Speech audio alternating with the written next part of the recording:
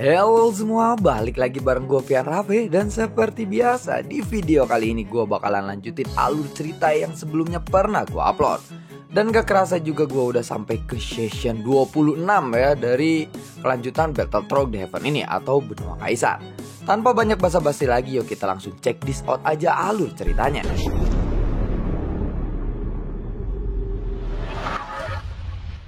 Di episode sebelumnya, Xian sama sekali tidak menyangka bahwa jiwa Clan Chimi ternyata berhasil menipunya. Dia telah menguasai tubuh dewa asli primordial bintang 5 ini. Jiwa dari Clan Chimi lalu membawa Xian ke sini dan membiarkan Xian mengalami pertempuran selama ini. Dan bahkan dia menggunakan klon bocah gemuk sebagai umpannya untuk menangkap target sebenarnya, yaitu klon dewa asli milik Xian.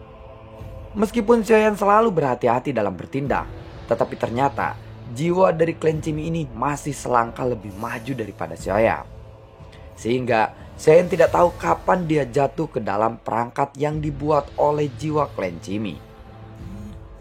Xian tidak tahu metode apa yang digunakan oleh jiwa Clan Chimi ini.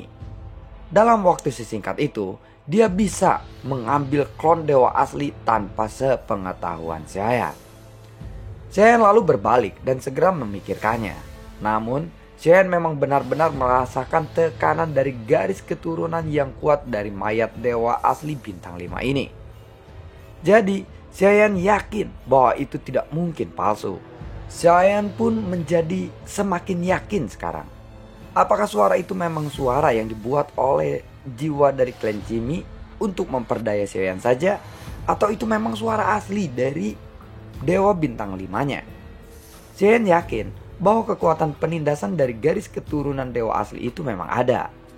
Yang perlu dikonfirmasi Xian sekarang adalah apakah klon dewa asli ini benar-benar telah diambil oleh jiwa Clan Chimi atau tidak. Dengan kata lain, bahkan mayat dewa asli bintang 5 ini sebenarnya telah dikuasai oleh jiwa dari Clan Chimi. Tetapi tubuh dewa asli bintang 5 ini telah lama direduksi menjadi benda mati. Dan jiwa dari Clan Chimi ini hanya dapat menggunakan kekuatan garis keturunan atau darah dari dewa asli bintang 5-nya saja. Bagaimanapun, itu tubuh dari dewa asli bintang 5. Dan tidak mengherankan jika klon dewa asli yang masih bintang 1 begitu tertekan oleh garis keturunan dewa asli ini. Adapun nama dari dewa asli bintang 5 yang disebut Tai Yunyin, Xian merasa bahwa itu hanyalah karangan dari jiwa Clan Chimi saja. Dan tujuan utamanya adalah supaya Xian tidak ragu. Ini benar-benar menarik. Sepertinya aku terlalu meremehkanmu, ucap dari Xian. Sosok Xian segera melesat kembali. Dan setelah beberapa saat memulihkan diri, tanda dewa jahat di dahi Xian pun mulai berkedip kembali. Artinya Xian sekarang bisa melakukan teknik pembentukan kehidupan lagi. Meskipun tidak ada klon dewa asli, Xian masih memiliki klon bocah gemuknya. Meskipun klon ini jauh lebih lemah dalam hal kekuatan fisik jika dibandingkan dengan klon dewa asli, tetapi fungsi dari klon bocah gemuk ini benar-benar berada atau berbeda dari klon dewa asli. Jiwa-jiwa yang dimiliki oleh klon bocah gemuk ini tentu saja memiliki dampak yang mutlak pada jiwa musuh yang akan diserangnya. Pada saat ini, klon bocah gemuk dan tubuh Xian pun telah terintegrasi menjadi satu. Di hadapan klon dewa asli bintang 5 yang melesat untuk menyerangnya, Xian tidak ragu sama sekali. Dia segera mengeluarkan pedang Bang Huang Quanzong-nya.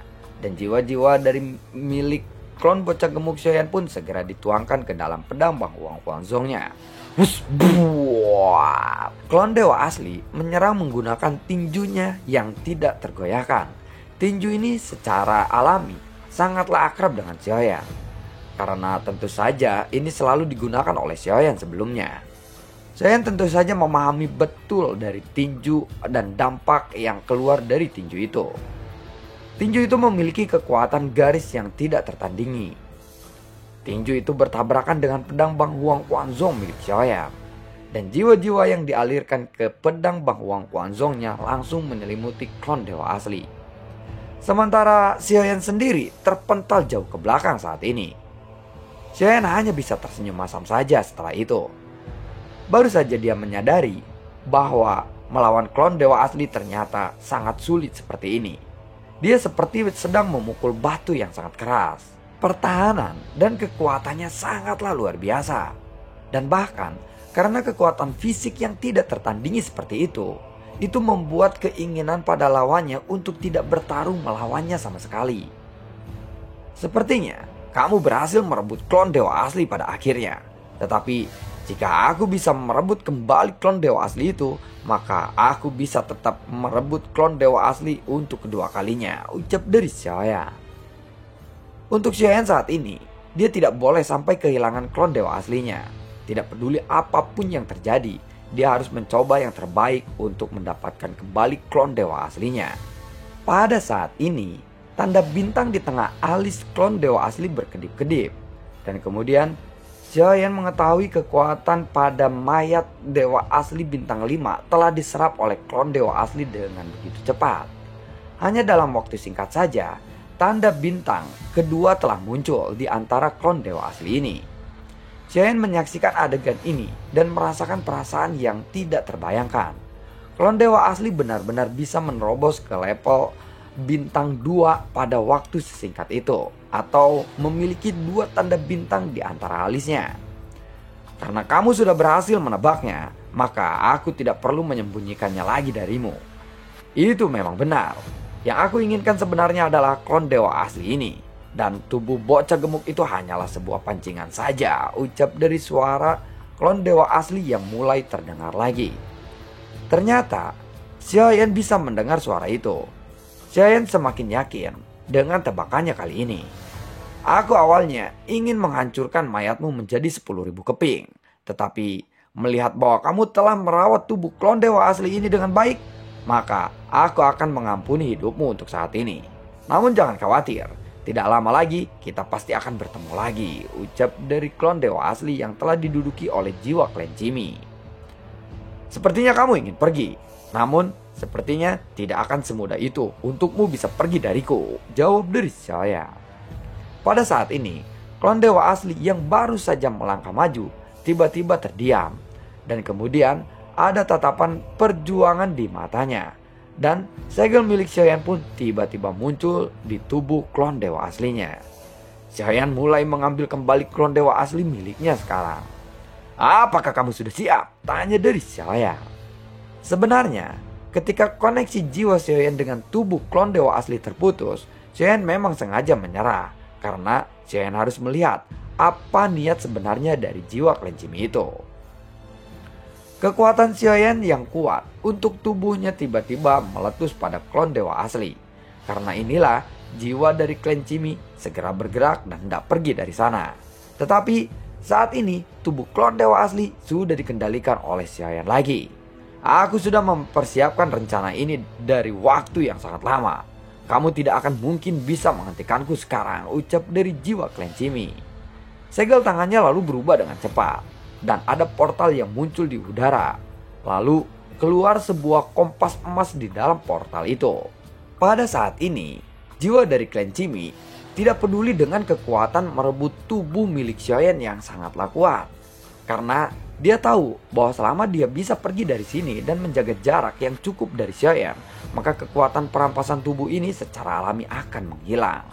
Sialan, sepertinya dia akan melarikan diri, ucap dari Xiaoyan. Tubuhnya dengan cepat tersapu. Dia mencoba menggunakan segala cara untuk mencegah jiwa klan Jimmy ini pergi membawa klon dewa aslinya. Namun seperti yang dikatakan oleh jiwa klan Jimmy sebelumnya, ini sudah direncanakan dengan baik olehnya. Dan semuanya sudah disiapkan sebelumnya. Jadi Xiaoyan tidak bisa menghentikannya sama sekali. Bahkan saat ini sudah terlambat bagi Xiaoyan untuk menggunakan labu bow bermata sembilannya. Apa yang dibuat oleh jiwa dari klan Jimmy ini adalah sebuah portal yang setara dengan lubang teleportasi yang tidak stabil. Dan dia akan diteleportasi kemana saja, entahkah itu jauh ataupun dekat. Namun jiwa dari klan Jimmy ini telah lama mempersiapkan hal ini. Jadi dia bisa melakukannya dengan begitu mudah. Dan kompas emas itu seharusnya adalah benda berharga miliknya. Dengan kompas emas inilah jiwa dari klan Chimi dapat menembus udara. Saat ini, jiwa dari klan Chimi telah mengendalikan klon dewa asli. Dia sudah melangkah ke arah portal itu dan menginjak kompas emas itu. Kemudian, dia berbalik secara perlahan untuk menatap Xiaoyan yang bergegas menuju ke arahnya. Dia lalu tersenyum. Kamu memang memiliki bakat dari klan Chimi untuk merebut tubuh, tetapi kecerdikan klan Chimi tidak mungkin bisa kamu miliki. Dendam di antara kita belum berakhir. Aku akan kembali untuk menemukanmu. Pada saat itu akan aku pastikan aku bisa membunuhmu, ucap dari klon dewa asli. Tetapi dia bukan milik Xiaoyan lagi, karena jiwa dari klan Chimi lah yang telah mengendalikannya sekarang. Xiaoyan telah melakukan segala macam tindakan pencegahan di sepanjang pertarungan ini. Tanpa diduga, jiwa dari klan Chimi menemukan sebuah peluang yang memungkinkan dia untuk berhasil. Dan dia pun memang sangat berhasil memanfaatkan kesempatan itu. Xiaoyan sangat cepat dan ingin bergegas ke arah portal itu. Tetapi jelas sudah terlambat bagi Xiaoyan saat ini. Saat klon dewa asli tersenyum, portal itu tiba-tiba menghilang. Dan saat Xiaoyan mendekat, dia sudah tidak menemukan apa-apa. Artinya, pada saat portal itu ditutup, Xiaoyan benar-benar kehilangan koneksi dengan klon dewa aslinya. Sosok Xiaoyan pun melayang di udara dengan ekspresi yang sangat muram. Dia tidak menyangka setelah dia berhasil mendapatkan klon bocah gemuknya, dia akan kehilangan klon dewa aslinya. Hal ini membuat Xiaoyan merasa sangat rugi. Meskipun klon bocah gemuk ini memiliki kelebihannya sendiri, tetapi klon dewa asli merupakan kerugian terbesar bagi Xiaoyan. Sialan, ucap dari Xiaoyan. Setelah jiwa dari klan Chimi ini berhasil melarikan diri, maka pasti akan sangat sulit untuk menemukannya lagi. Xiaoyan merasakan penyesalan di hatinya pada saat ini. Bagaimanapun juga, klon dewa asli ini tidak hanya diperoleh melalui kerja kerasnya, namun juga berkat bantuan bersama dari Shizun dan juga Junsang. Hal inilah bisa memungkinkan Xiaoyan untuk mendapatkan klon dewa asli yang sangat kuat itu. Klon dewa asli ini sangat membantu Xiaoyan selama ini. Sekarang klon dewa asli pun telah menghilang. Oleh karena itu, akan sangat sulit bagi Xiaoyan untuk menghadapi musuh-musuhnya. Xiaoyan yang kehilangan klon dewa aslinya sama saja dengan kehilangan lengannya sendiri. Dan dia bahkan tidak mungkin untuk bisa melawan petarung immortality lagi. Dia benar-benar berhasil menipuku, ucap dari Xiaoyan. Xiaoyan melihat sekelilingnya sekarang, dan kekuatan jiwa domain yang kuat pun segera menyebar. Lalu dia segera mengikuti aura yang ditinggalkan oleh klon dewa asli. Xiaoyan menemukan beberapa jejak sekarang. Seperti yang Xiaoyan sudah duga, bahwa jiwa dari klan Chimi ini tidak memiliki kekuatan sama sekali untuk membuat portal semacam itu. Dan mungkin dia menggunakan portal ini hanya untuk menipunya saja. Tujuannya adalah untuk membuat Xiaoyan percaya bahwa dia tidak ada lagi di tempat ini. Auranya memang telah menghilang, tetapi portal yang barusan saja muncul, aku tahu bahwa ada sesuatu yang aneh dari portal itu. Maka kemungkinan besar dia masih berada di kutub jurang maut ini, ucap dari Xiaoyan. Kekuatan jiwa domain milik Xiaoyan pun masih menemukan petunjuk saat ini. Meskipun ini hanya tebakan Xiaoyan saja, tidak mudah untuk menemukan seseorang tanpa mengetahui lokasi persisnya di mana mereka berada di dalam area kutub jurang maut ini. Namun Xiaoyan segera memikirkan sesuatu dan melihat ke arah lautan hitam yang ada di bawahnya. Apakah aku masih bisa meminta bantuannya? Gumam dari Xiaoyan. Yang paling akrab dengan tempat ini mungkin adalah hanya Jiu Ying saja, yang telah berada di jurang kutub maut ini selama berpuluh-puluh ribu tahun lamanya. Apalagi dengan kekuatan Jiu Ying, bahkan jika dewa asli berhasil direbut oleh klan Chimi, itu mungkin walaupun ditingkatkan kekuatannya, Jiu Ying ini masih bisa unggul untuk berhadapan dengan klon dewa asli yang telah direbut oleh jiwa klan Chimi. Namun, meminta bantuan Jiu Ying pasti bukanlah sesuatu tugas yang sangat mudah. Klon dewa asli juga sangatlah penting bagi Xiaoyan. Selama ada secercah harapan, maka Xiaoyan tidak akan memilih untuk menyerah. Kemudian, Xian pun langsung bergerak menuju dasar lautan.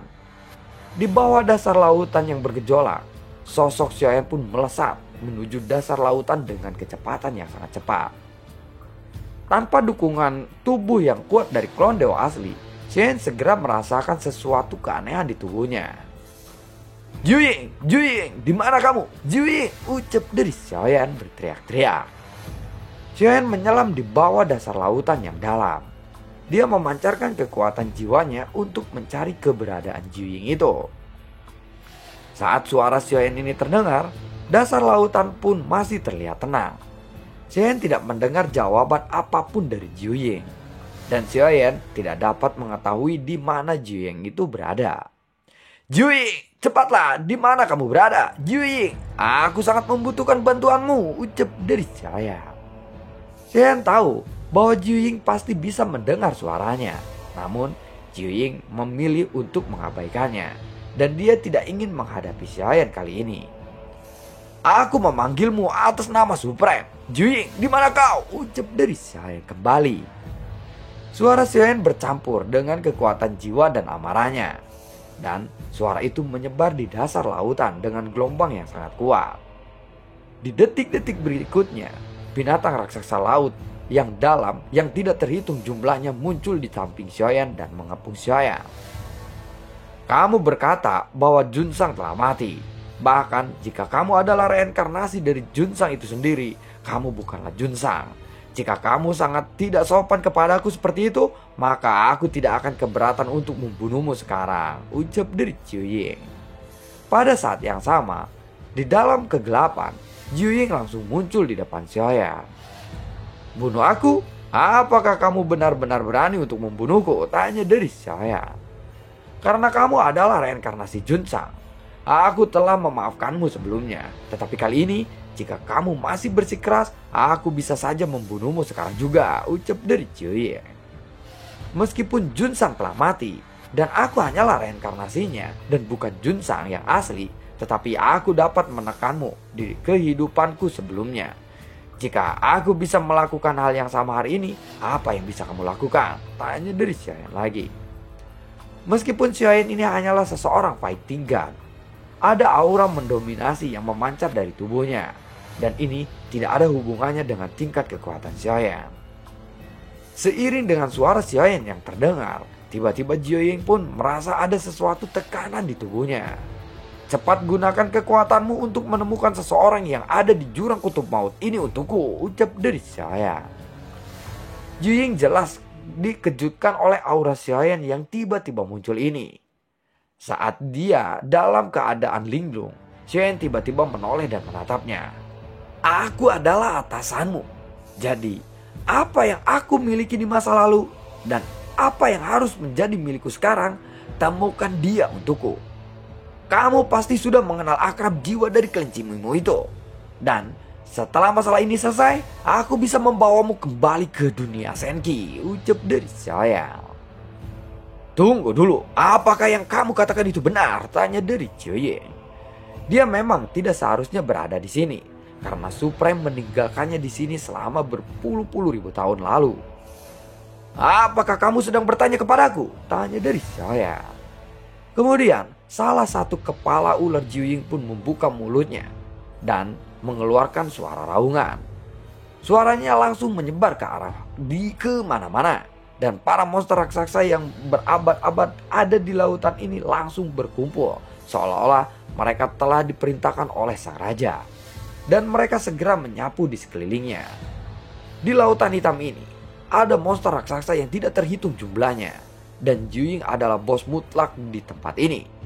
Di bawah perintahnya, semua monster raksasa itu tentu sangat mematuhi Juying ini. Aku bisa membantumu. Tetapi kamu harus memenuhi janjimu untuk membawaku kembali ke dunia Senki, ucap dari Juying. Sebenarnya, dia sudah merasa sedikit kagum kepada Xian ini. Lagi pula, arogansi dan aura yang mendominasi Xian saat ini yang dipancarkan barusan itu membuat berhasil meluluhkan kesombongan Juying. Dan pada zaman dulu, Juying hanyalah merupakan tunggangan Supreme saja. Selama itu, dia hanya bisa terus patuh dengan apa yang diperintahkan oleh Supreme. Apa yang dilakukan Xiaoyan kali ini membuatnya mengingat sosok Supreme-nya. Oh ya, kamu seharusnya juga tahu di mana bocah gemuk kaisar pemakan jiwa, tanya dari Xiaoyan kembali. Dia ditelan olehku, ucap dari Jiuying. Xiaoyan terkejut ketika mendengar kata-kata itu dan dia tiba-tiba menatap ke arah Jiuying. Apa? Dia telah ditelan olehmu? Tanya dari Xiaoyan. Dan Jiuying pun mengangguk. Kalau begitu cepat keluarkan dia, jawab dari Xiaoyan. Mendengar kata-kata itu, Jiuying pun lalu tercengang. Jiuying telah melahap jiwa dari si bocah gemuk yang berada di tubuh anak buahnya ya, yang waktu tenggelam ke dasar lautan yang diselimuti oleh aura biru. Itu dia menghilang ditelan oleh Jiuying ya. Dan lalu bagaimanakah kelanjutan ceritanya? Nantikan video gue berikutnya dan semoga sehat selalu untuk kalian. Gue juga tidak lupa untuk selalu ucapin terima kasih banyak buat kalian yang sudah mendukung channel ini dari dulu hingga saat ini. Dan gue juga selalu ucapin terima kasih banyak buat kalian yang sudah mensupport channel ini lewat link Saweria di bawah kolom deskripsi. Sampai ketemu lagi di video gue berikutnya. Assalamualaikum dan sampai jumpa. Dadah.